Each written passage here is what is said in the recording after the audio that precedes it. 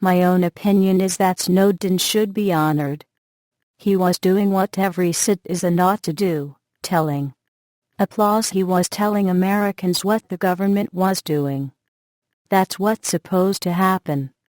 Governments, as I mentioned before, always plead security no matter what's going on. The reflexive defense is security. But anyone who's looked at, first of all, you take a look at what he exposed. At least anything that's been published. It's not any kind of threat to security, with one exception, the security of the government from its own population. And in fact, if you look at anyone who's spent any time pouring through declassified records, I'm sure many of you have, you find that overwhelmingly the security is the security of the state from its own population, and that's why things have to be kept secret. There are some cases where there's authentic security concerns, but they're pretty limited. The plea of the US government in this case for the surveillance, and so on, is that it's security against terror. But at the very same moment, the US policy is designed in a way to increase terror.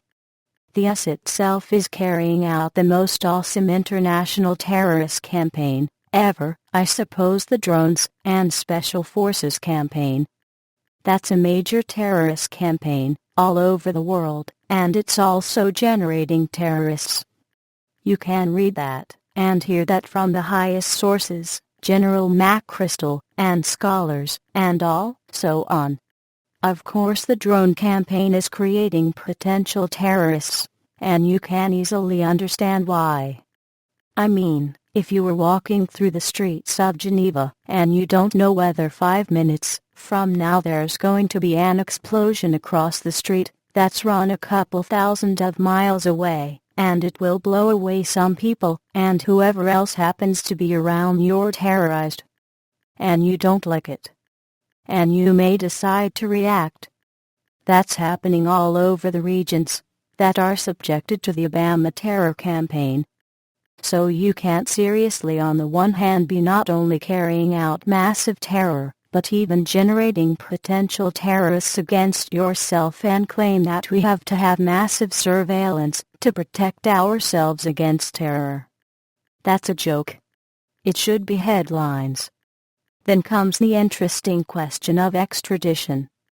The US has just announced again that they're going to punish anybody who refuses to extradite Snowden.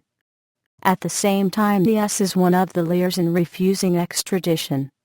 Bolivia is an interesting case. The US has imposed pressure at least to try to block the Bolivian plane, because they want Snowden extradited.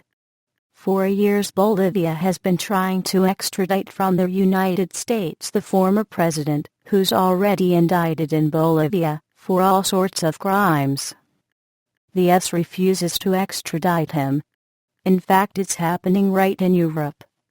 Italy has been trying to extradite 22 CIA agents who were involved, and in fact indicted for participating in a kidnapping in Milan. They kidnapped somebody, sent him off, I think, to Egypt to be tortured, and agreed later he was innocent. Extradite the people involved, the US of course refuses. And there's case after case like this. There are a lot of cases where the US just refuses. In fact, one of the most striking cases is Latin America, again, not just Bolivia. One of the world's leading terrorists is Luis Posada, who was involved in blowing up a Cabana airliner which killed 73 people and lots of other terrorist acts. He's sitting happily in Miami, and his colleague Rolando Bosch, also a major terrorist, is happily there. Cuba and Venezuela are trying to extradite them. But fat chance. So for the US to be calling for others to extradite Snowden is, let's say, a little ironic. Again, these ought to be headlines.